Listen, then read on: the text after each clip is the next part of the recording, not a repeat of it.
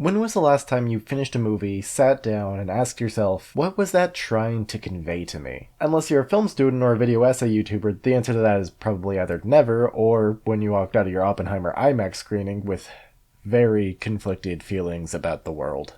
And that's not a horrible thing. The wonderful thing about media is you don't always need to consciously think about the subtle aspects of it for them to have an effect on you, so long as you're paying attention, at least. Sometimes something just soaks in without you realizing. There's an entire sociological framework about that. But there arises a problem when people are unable to see past the surface level of a movie or a game or a TV show or whatever. A lack of reading comprehension can lead to what some have called Tumblr user syndrome, the racist Spider-Man effect, or, as I like to call it, the death of satire. Think of it like a blend between death of the author and Poe's law. Death of the author, oversimply put, is that the author's intent in writing is meaningless. The words printed on the page of a book are the only thing that have any bearing on its meaning, and as such, they can be interpreted in wildly different ways. Poe's law, also simplified, is the idea that without clear indication of the author's intent, parody can be misinterpreted as sincerity. The death of satire is in turn the idea that when someone is presented with something that parodies, challenges, or otherwise satirizes their belief system, some of those readers will choose to co-opt it despite knowledge of the author's intent in making fun of them. There's no better example of this than The Boys, but a shiny new game came out recently, and I need views more than I need blood, so it's time to talk about it in relation with RoboCop. Believe it or not, RoboCop is cool because he walks around shooting criminals with impunity and taking bullets like a champ, is not what Paul Verhoeven and screenwriters Edward Neumeier and Michael Miner wanted you to take away from the movie. But to truly understand the relationship between RoboCop and the death of satire, I want to take you on a journey through the past, present, and future of the original RoboCop. The origins of RoboCop lie in the early 1980s. Edward Neumeier was working as a scriptreader and junior story exec for Universal. He had gone to film school and wanted to be a screenwriter, but ended up on the development side of the studio just in time for a new science fiction movie called Blade Runner to begin shooting just outside his office. Sci-fi was something big, expensive, and hard to pull off, especially in the wake of two very successful Star Wars films with a third well on its way. But at the same time, something about the grandness is what drew Neumeier in, and he ended up working on the Blade Runner set for 4 nights pretending he was supposed to be there. After those 4 nights, a glimpse into a cyberpunk sci-fi world, and a little bit of sleep deprivation, Neumeier was struck with an idea. RoboCop, the story of an AI police officer navigating human complexities. He immediately began writing an outline, with events and characters inspired by happenings in his own life, like the intimidation of sharing an elevator ride with the head of the studio. And the outline was finished with a newly formed partnership with Michael Miner that arose from the fact that Miner just happened to be shooting a music video with a robot in it. RoboCop found a producer in John Davison, who immediately sent out the script to interested buyers. And soon the script was sold to Orion Pictures, with a second draft quickly put into development. A big point of contention for the first draft was whether or not it should be humorous, but by the time the second draft rolled around, they had decided to fully lean into the humor as much as possible. And we also discovered that if it's funny, we could get so much more about it. We could fan art everything. After finishing the second draft, the search for a director was on. There were a lot of interested directors who just couldn't do it because of scheduling or other conflicts. But there was one director who was absolutely not interested at all. Paul Verhoeven reportedly took one look at the title RoboCop, the Future of Law Enforcement, and threw it to the ground. It wasn't until a second copy was sent his way and his wife volunteered to read it that he decided to give the movie a chance following his wife's enjoyment of it. Verhoeven agreed to direct under one stipulation. The movie wasn't going to be funny, it was going to be serious. This was detrimental to Neumeier and Miner, who had taken influence from a series of hyper-violent British satire comics called 2000 AD, which you probably know best from Judge Dredd. In fact, to convince Verhoeven of their vision, they left a selection of those comics with him to read while they went to go struggle their way through a third draft of the script. And struggle they did. The two were barely able to churn out a feature-length script that Verhoeven didn't even finish reading before he admitted that he read the comics and understood what they were going for better. And thus, the foundation for what would become RoboCop was in place. An established director with a history of action, a script that perfectly understood what it wanted to be, and a screenwriter that was willing to help out on set as much as they would tolerate him. According to Neumeier, he did as much work on set as he could physically handle. And I don't want to short Miner credit, Neumeier was just incredibly enthusiastic about the idea of making a movie. Very few publications saw RoboCop's potential at the theater. It was a movie that only got an R rating after 8 attempts that resulted in an X rating. And that was in a summer box office filled with hits for all ages, like Beverly Hills Cop 2 and Spaceballs. And yet, nonetheless, RoboCop was a sleeper hit, #1 at the box office during its opening weekend, beating out Jaws 4 and a re-release of Disney's Snow White. It got an A- cinema score, which means audiences enjoyed it quite a bit. And now we move from the vastly oversimplified yet nonetheless important history of RoboCop to, well, RoboCop. RoboCop is a movie about this guy, Officer Alex Murphy. He has a loving wife, a child, and gets brutally murdered at the end of the first act. His city of residence, Detroit, has recently signed a contract with Omni Consumer Products, giving the corporation full control over the police. OCP is a mega corporation with their hands in squeezing money out of what they describe in the movie as, quote, traditionally regarded as non-profit. You know, like healthcare, prisons, space exploration. Meanwhile, horrible things are happening around the world, like South Africa preparing to lose nuclear chess and Ronald Reagan's space laser being finished. The movie actually cuts back to these news segments called media breaks semi-frequently, and they serve as a way to establish more about the world and RoboCop's place in it. Now that OCP is in charge of the police, they're moving ahead in new construction of what they call Delta City. Delta City is going to replace the entirety of old Detroit and is meant to be low crime and low poverty. So OCP is looking to replace human officers with a much deadlier and more effective method, like the ED-209. ED-209 is an autonomous tank with legs that immediately malfunctions so hard it gives an OCP executive holes that he'll have in his next life. This malfunction is what allows RoboCop to be pitched to the head of the OCP, the intentionally nameless old man, who seems to genuinely want to give something back to old Detroit and its community, albeit with the ultimate goal of establishing a new policing model for Delta City. Let's take a look at Detroit's community services, specifically the police. Murphy's introduction to his new precinct is how we're shown as an audience how the police work. This movie isn't exactly critical of cops, but it's also not exactly propaganda. Instead, it takes the approach of humanizing the individual police officers by treating them as exploited members of the working class that OCP treats like garbage. Even as there's a cop killer going around with over 30 sets of blue shoelaces, there are no extra steps being taken to make sure the police are safe. And what do you know, on Murphy's first day, he and his new partner run into the cop killer crew, and well, you remember how I introduced him. With the first act done, there's only more room to explore how corporations refuse to respect their workers' rights even in death. Murphy's brutalized corpse gets picked up by OCP and surgically altered into RoboCop. First as he's dying, then with a digital filter placed over the screen to emulate what he's seeing as RoboCop. His mind is purged of all memories, what little of his body they could save is ordered to be removed to make room for advanced prosthetics, and he's only woken up on purpose a few times over the course of months, and that's only to be paraded around like some sort of spectacle. Murphy was a man. RoboCop is a product, and he's treated as such. He's fed baby food to keep his organic parts alive, and he's poked and prodded and tested, and he has 4 rules baked into his very core that he can't not follow. Serve the public trust.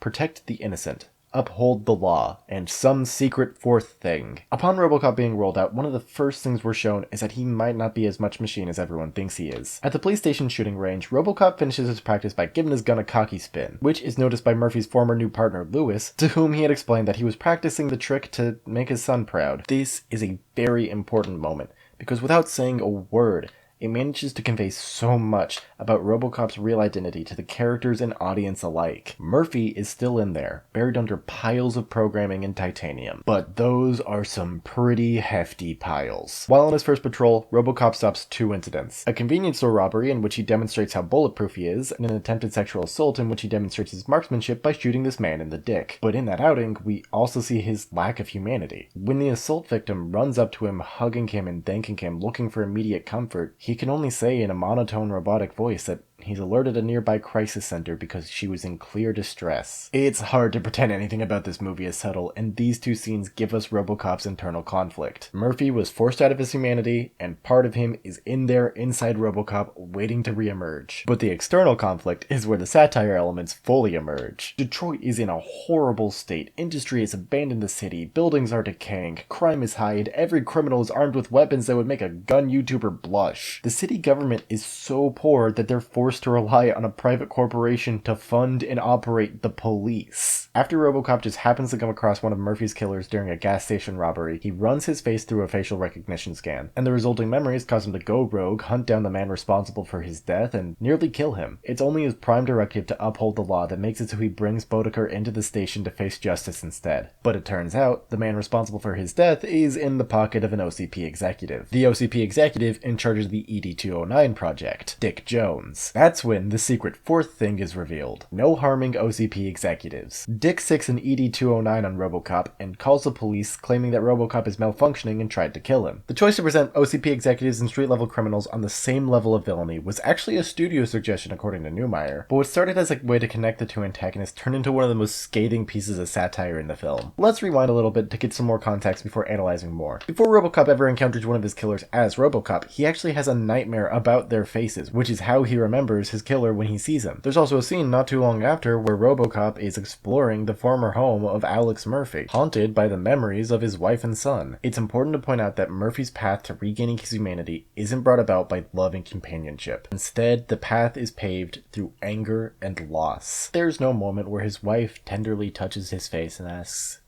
"Do you remember me?" There's a moment where RoboCop punches a television because he can't not remember her. While RoboCop is on the lam following being accused of malfunctioning, he's aided by Officer Lewis. Lewis is able to help him so easily because OCP and the police union have failed to secure a deal, and the police are on strike, a strike that's been built up in the background of the entire movie. The strike leads to riots, and Murphy's killer is released due to his connection with Dick, further cementing that the only difference between street criminals and corporate criminals is who wears the nicer suit and who pulls the trigger. Murphy's killer also has some nice new toys for his boys. Nothing fancy, just anti-tank rifles. We're shown RoboCop removing his helmet for the first time, and we get to see what Murphy's face is like now that he's been implanted into this cyborg body. He doesn't put the helmet back on for the remainder of the film, an important note to show that he's almost finished his path reclaiming his identity as Murphy and reclaiming his humanity. He's no longer the product that OCP wants him to be. Murphy and Lewis brutally kill every member of the cop killer crew in over-the-top displays of rampant violence. I assure you, this man getting turned into a pile of goo is integral to understanding RoboCop. The violence throughout the whole movie is displayed with a ridiculous level of extremity, but this segment is even more over the top. And in satire fashion, part of the joke is that it pretends it's not supposed to be funny. Finally, we get to the end. RoboCop makes his way to the OCP boardroom to interrupt a meeting with evidence that Dick Jones is a criminal, ready to arrest the final man responsible for his death. This prompts Dick Jones to hold the old man hostage, and in return,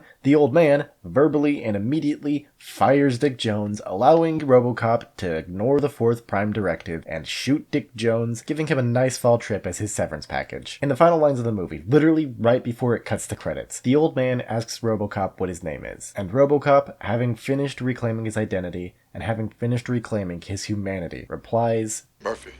RoboCop is a very violent movie. It's arguably the film's most memorable aspect. If you haven't watched it in a while, what scene are you gonna remember? Lewis realizing that RoboCop is Murphy, or a man getting turned into a million tiny chunks? The important thing, though, is that RoboCop doesn't glorify its violence. It's presented in such a horrifying and brutal way that it loops back around into being funny somehow. A very difficult feat to accomplish that any director other than Paul Verhoeven would be just unable to do. It's also very unsubtle about the effect that violence has on those who aren't accustomed to it. Look at the sexual assault survivor, the convenience store owners, the gas station attendant. Hell, even the police are striking because of the brutality they're facing. But to truly understand RoboCop and the death of satire, we have to move on to RoboCop's future from the first movie. The success of RoboCop was immediately evident. It was the 14th biggest movie of 1987, an impressive feat considering the movies that beat it out were Fatal Attraction, Three Men and a Baby, Lethal Weapon, Crocodile Dundee. So what was the first step following the success of this movie that very nearly had to sail with an X rating? A children's animated TV show that aired alongside Spider-Man. RoboCop is an American animated TV show produced by Marvel Productions that ran for 12 episodes, with the budget for a 13th episode instead being used to produce an X-Men pilot. The series heavily tones down the violence and grime of RoboCop, depicting old Detroit as a more technologically advanced world with laser guns instead of bullet guns. RoboCop the movie used the aesthetic of brutal, over-the-top violence as a way to make fun of the Reaganomics philosophy of privatization by displaying the inevitable brutality of the corporatization of the monopoly on violence. RoboCop, the animated series, used run-of-the-mill exaggerated violence because it sells toys like G.I. Joe. The OCP is no longer inherently corrupt and callous, now it's just one mad scientist who's trying to defame RoboCop to replace him with his own inventions. In less than a year, RoboCop has been exchanged from anti-corporate messaging to a monetization juggernaut. Then in 1990, we got RoboCop 2. RoboCop 2 was initially going to be written once again by Newmeyer and Miner, but due to a Writers Guild of America strike, the two were unable to turn in any work and got fired. Orion Pictures eventually got a waiver for the production of RoboCop 2. And Newmeyer suggested to replace him they should get either Alan Moore or Frank Miller. Alan Moore predictably said no, but Frank Miller was on board. Inarguably, Frank Miller's most popular work is The Dark Knight Returns, a brutal, dark, and serious take on the character of Batman, imagining a world where he retired and came back years later, ready to kick, among others, Superman's ass. This is going to be controversial, but I do not like The Dark Knight Returns. It ushered in an era of overly serious, dark, and dramatic and edgy takes on comic books that replaced the campy campy vibes of the bronze, silver, and gold ages of comics, and the writing was basically just an overreaction to the campy Adam West Batman. RoboCop was already incredibly violent, so Frank Miller was a good choice in that regard. And in fact, he would be responsible for writing both RoboCop 3 and 2. In that order. Miller's original draft for RoboCop 2 was eventually used as the framework for RoboCop 3, and his second draft of RoboCop 2 became a line of comics. But his fourth draft of RoboCop 2, that's where the money was. Aside from the writers, RoboCop 2 also needed to find a new director because Paul Verhoeven was busy directing the soon-to-be classic Total Recall. So who do you call when you need someone to direct a sequel to a beloved sci-fi classic? Well, a lot of people actually, but most of them didn't want to do a sequel, so they got Irving Kershner, who you probably know from directing Star Wars Episode 5 The Empire Strikes Back. Remember how earlier I said no director other than Paul Verhoeven could possibly handle the violence in RoboCop to the same masterful degree that he could? Well, Irving Kershner proves me right. The violence in RoboCop 1 was put in display with tact, thought, and purpose. Every action sequence had a reason to be that violent, and the choreography and timing played into that intentional extremity. To contrast, much like the animated series, RoboCop 2 is violent because RoboCop was violent. In RoboCop, there's two scenes where a large amount of police officers respond to a situation, and only one of them is a large-scale shootout. And even then, that shootout is extremely one-sided and against Murphy. The major moments of violence are much more personal to RoboCop, not only emphasizing his personal capacity for brutality, but also emphasizing brutality's additional place in the story as an indicator of Murphy's humanity. Inverse to expectations, Murphy is most brutal during his most human moments. In every fight where he's following his prime directives, he's quick and efficient to dispatch the threat in the most effective manner. But when he's not following his prime directives, when he's letting his human brain guide him, he plays with his food, so to say, especially when that food is the man that killed him. His capacity for violence is all corporate, but his use of violence is all up here, baby. In RoboCop 2, all the physical conflicts are very large scale and lacking in personality. Murphy has no stake in the external conflict of the movie other than just being RoboCop, so every fight scene feels closer in portrayal to RoboCop's first outing than Murphy's personal beefs. But what is the external conflict? Well, there's a new street drug / cult sweeping the town. It's called Nuke, and it's lighting the world up like wildfire. Meanwhile, the police are once again striking, this time due to a lack of pay, leaving only a handful of scabbing police officers and RoboCop himself to try to stop Nuke. Murphy goes to take on the leader of the operation by himself, and he nearly succeeds except for the fact that he doesn't, and he ends up getting dismantled in a scene that I'm pretty sure is supposed to mirror his death in RoboCop 1, but it just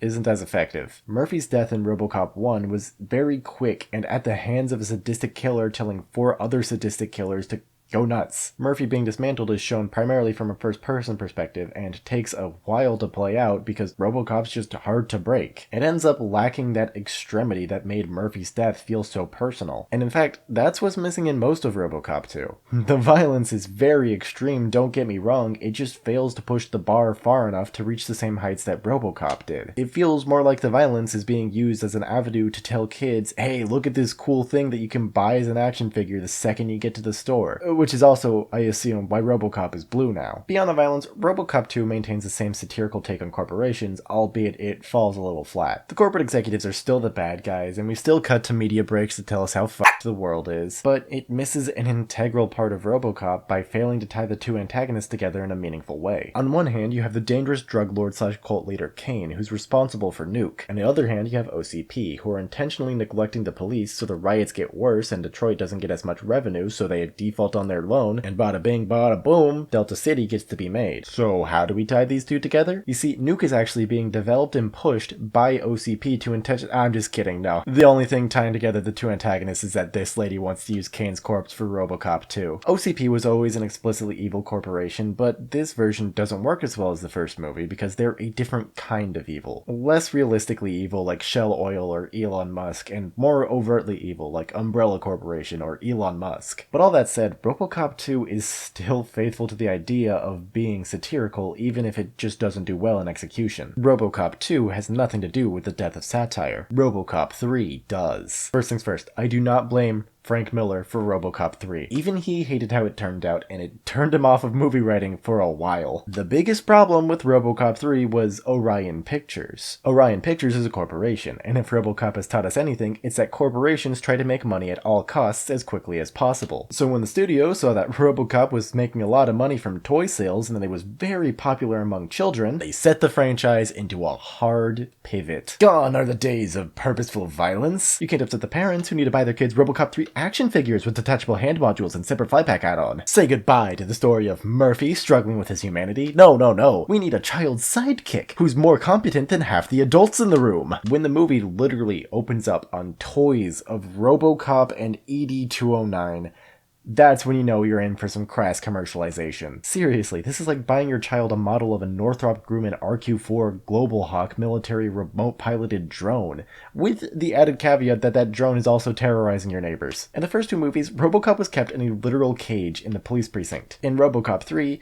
he has a fancy new command station that they probably also sold as a toy. RoboCop's personal conflict is that OCP wants to control him, but he doesn't want to be controlled. This starts off with just simple things, like RoboCop making judgment calls in the field, deciding to save Lewis instead of chase after some perps who just raided a police armory. His ability to make those judgment calls is questioned by OCP, even though in RoboCop 2 we're explicitly shown the fact that he erases his prime directives by shocking himself so hard that it fries the circuits controlling his brain. Then later in RoboCop 3, his prime directives are just back because the villains are foot soldiers for OCP, so that means he has to be less violent because he can't physically harm them. The only moments of extreme violence in RoboCop 3, an important and meaningful aspect of the franchise, are against robotic ninjas sent from the new Japanese parent company of OCP because we can't teach American kids that Americans are bad people. Keep in mind, in RoboCop 2, it's made clear that this level of advanced robotics just isn't available in the RoboCop universe. But we've got to sell little Timmy toys, and focus groups say ninjas are cool. And to top it all off, every element of satire is gone. Sure, there are anti-corporate themes and it leans into dark humor a little bit, but OCP is so over the top and overtly villainous that I could only see a few companies in real life doing the same thing. It's a change from an inherently corrupt system being exploited by bad actors for personal gain to bad actors corrupting a system to exploit it, which makes it about as poignant of a message as Illumination's The Lorax. Actually, it's exactly the same as the Lorax. Does this make the CEO the Onceler? How bad can I be?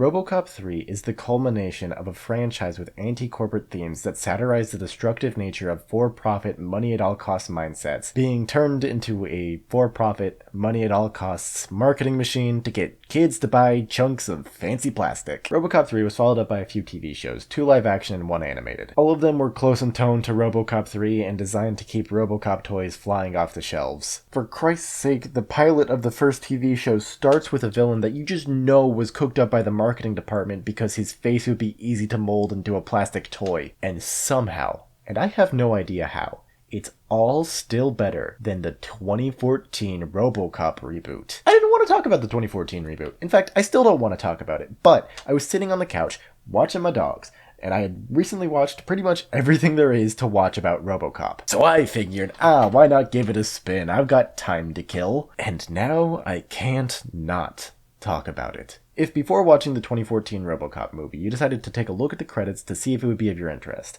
you would be surprised to see that Eric Neumeyer and Michael Miner are credited as writers. Don't be deceived. Neumeyer and Miner were only credited as writers due to Writers Guild of America arbitration on the credits and their work on the first movie. They had almost nothing to do with the 2014 reboot and were only credited after the movie was already finished. In fact, it feels like the 2014 movie was written out of spite for the original RoboCop. Like some executive at MGM, who acquired Orion Pictures, took a look at RoboCop and thought to themselves, I bet I could do that better, and then greenlit a production to micromanage. To start, media breaks have been replaced with the Novak element, and as much as I love Samuel L. Jackson, Novak will never be Casey Wong. Media breaks in the first movie played the dual purpose of extended world building to add to the satire and to show us the public's reaction to RoboCop. The Novak element served very little satirical purpose, instead being a hollow parody of Fox News shows like Tucker Carlson, and it establishes nothing about the world that we can't already glean from the plot that's happening. The movie is once again toned down to PG-13, albeit this time it's probably not due to toy sales. You see, they inflated the hell out of the budget for this reboot. The first RoboCop movie was produced on an estimated budget of $13.7 million, which would be just over $28 million in 2014 dollars. The RoboCop reboot was produced on a budget of $100 to $130 million, a choice that reflects in the egregious amount of CGI present in the movie. If your name isn't Christopher Nolan or Deadpool, a PG-13 movie is going to make make you more money, and it's gonna reach a wider audience. But, as we've seen, PG-13 RoboCop just can't work. Violence is as integral to RoboCop as gills are to fish. Multiple interviews with Neumeier, Verhoeven, Miner have all confirmed that RoboCop's violence is supposed to be funny. It's intentionally extreme. But the toned-down violence in the reboot has about as much substance to it as that Fast and Furious movie where Idris Elba gets superpowers and fights The Rock. And the story? Don't get me started on the story. Remember how earlier I called out the fact that there was no scene where RoboCop's wife gently touches his face, blah blah blah? Guess what's in the 2014 movie? They changed RoboCop's origin from the desecration of a working-class police officer's corpse to the desperation of Murphy's wife to keep her husband's life intact. The decision she makes is under duress, but it's a decision nonetheless, and that means that Murphy is consciously aware of his life pre-cyborg the entire time. He doesn't get his memories wiped. Oh, and the injury he sustained was the result of a car bomb because of someone he's been investigating for months, not a random act of violence towards a police officer who just happened to be in the wrong place at the wrong time. Remember Officer Lewis? In the original RoboCop, she was integral to Murphy regaining his humanity because she was one of the few people that could figure out that Murphy was still in there. But in the 2014 version, because Murphy never loses humanity, Lewis just kind of gets sidelined. Okay, I lied a bit. Murphy does at one point lose his identity. Right before his public debut, he has a seizure due to the amount of data they're trying to pump into his head. So they play the memory of his accident on loop, which lowers his dopamine levels, which somehow turns him into a mindless drone. Then, what feels like 10 minutes later, the memory of his accident is playing on loop in his head, and that increases his dopamine levels and frees him from being a drone? Sure, the return to his true self is motivated by anger, but it misses out on the slow traumatic burn of RoboCop 1. And the anti-corporate messaging is once again lost. Only this time, it's somehow even worse. Omni Corp is never shown to be an inherently evil corporation. In fact, all the blame goes to a handful of individuals trying to corrupt the system. The idea that ED-209s and EM-208s are overly brutal kind of falls flat when the only people they're shown being used against are literally trying to suicide bomb a foreign news crew. The debate over whether these machines of war should be allowed in America is the reason that RoboCop is created, to use fleshy bits to disguise the fact that he's basically just a drone. And that progresses in the background throughout the movie, and it feels like an attempt at satirizing the American military-industrial complex and the over-militarization of police forces, but it kind of just comes across as a sincerely held belief of the movie that it's an unfortunate necessity, especially when they keep bringing up how RoboCop is so effective by reducing crime in all of Detroit by over 80%, and how their robots have a 0% error rate. Satire is fucking dead.